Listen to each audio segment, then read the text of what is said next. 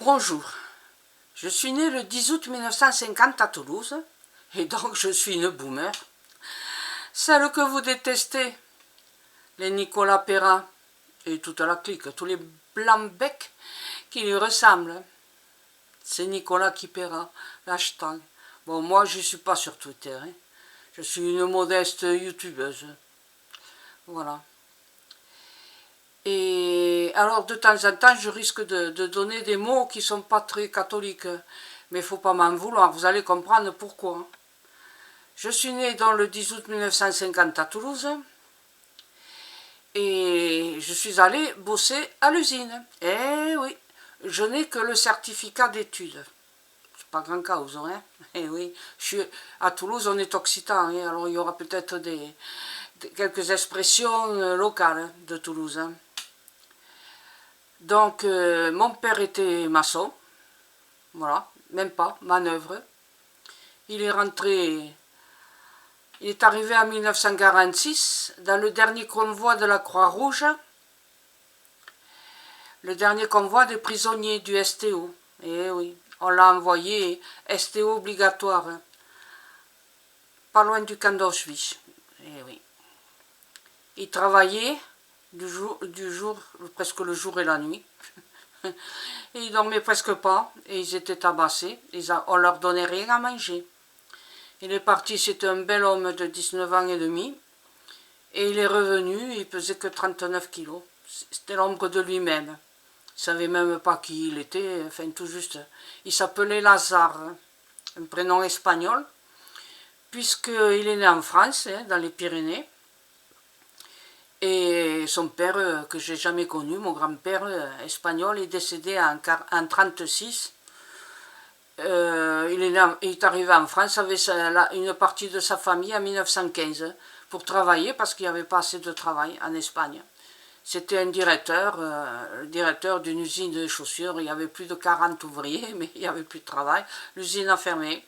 Et donc, comme il a eu 11 enfants en tout, mon grand-père, eh bien, il fallait les nourrir. Et il est venu en France avec les deux aînés. Ils ont été maçons. Ils ont même participé à la deuxième construction du pic du Midi. Il fallait monter les parpaings et tout ça à Dodane dans la montagne, avec le froid qu'il fait.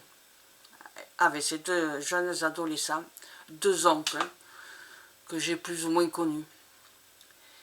Donc mon père est né en 1921 à Urdos, dans les Pyrénées, en France donc.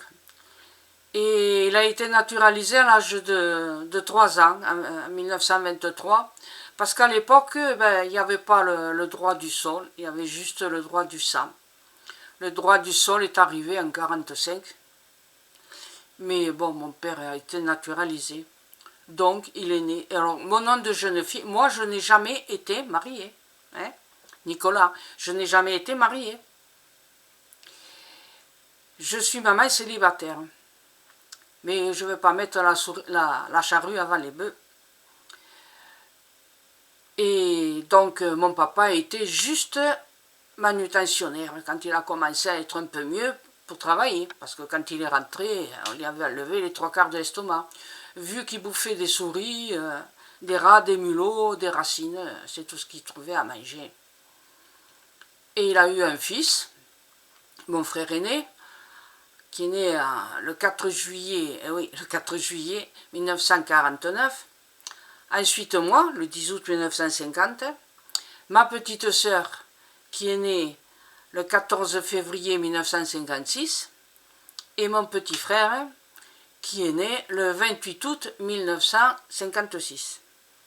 Ma petite sœur est née le 14 février 1953. Ah ben oui, je suis une boomer, hein. Et oui, je suis une vieille, hein. Donc, mais je suis une lentille, hein. Salut, les Nicolas. Mais tais-toi, Nicolas, les blancs-becs de ta catégorie. Parce que moi, mon père, il était maçon. Et il ne voulait pas que sa femme travaille, hein. À l'époque, on ne faisait pas travailler les femmes. On les laissait à la maison pour s'occuper des gosses. Et donc, il n'y avait qu'une paye. Une paye d'ouvrier, hein, le SMIC de l'époque. D'accord? Et oui. En 1958, il s'est produit un malheur qui a bousillé ma famille et mon enfance.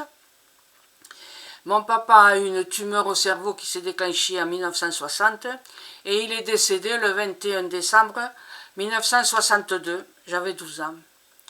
De 12 ans à l'âge d'aller travailler à l'usine, j'ai fait un peu de ménage, j'ai ramassé des oignons dans les champs, voilà, comme ça. Et le 11 août 1964, je suis rentrée à l'usine de confection à Toulouse. Je travaillais à la chaîne. J'avais que 14 ans, il fallait avoir 14 ans révolus. Je n'avais que 14 ans. 44 heures par semaine. 3 semaines de vacances, payées à l'heure. Tu arrives 5 minutes de retard, on t'enlève 1 heure de la paye. On n'avait pas intérêt à arriver en retard. Si la mobilette fonctionnait, ça allait bien. Mais une mobilette, on ne l'a pas achetée neuve, on l'a achetée d'occasion. Alors il y avait toujours des difficultés. Mais chez nous, il n'y avait pas de personne pour réparer les mobilettes. Alors on faisait comme on pouvait. Et puis alors, on a été payé. Alors 44 heures par semaine, mais on travaillait comme les adultes. Et on était payé, je ne sais pas, peut-être 30% du SMIC.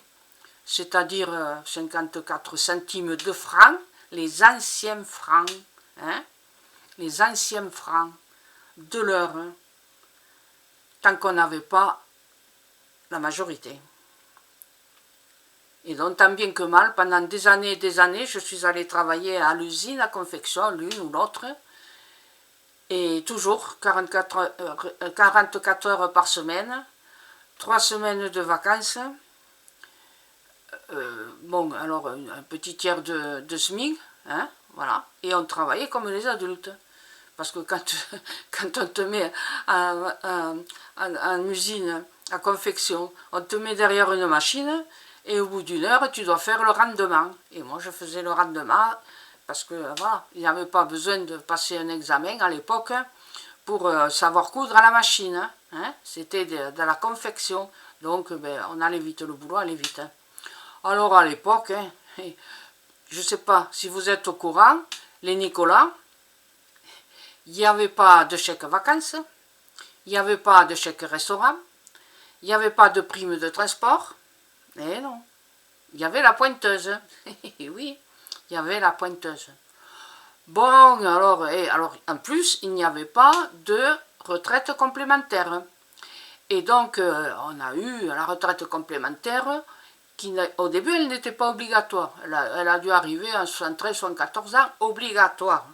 Donc, de l'âge de 14 ans à 1972-73, que j'avais 22 23 ans, ben, peanuts la retraite. Eh oui, entre le fait que je ne gagnais pas le SMIC entier, plus le fait qu'on n'avait pas de complémentaire et qu'on n'était pas payé à l'heure, voilà.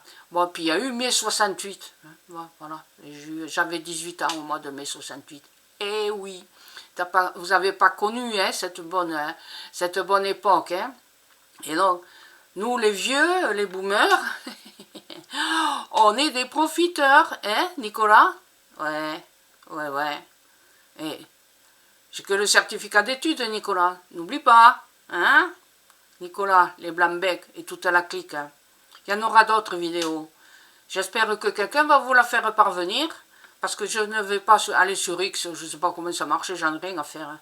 J'ai un peu l'habitude de YouTube parce que j'ai une autre chaîne, et qui marche à plus de 2000 abonnés, c'est pas mal quand même, hein, pour une boomer qui n'a rien à dire et qui n'a que le certificat d'études. Hein. Ouais, eh oui. Quand j'étais payé à l'heure, quand j'ai plus été payé à l'heure, j'ai gagné le SMIC. Toute ma vie, j'ai gagné le SMIC. La suite, à la prochaine vidéo.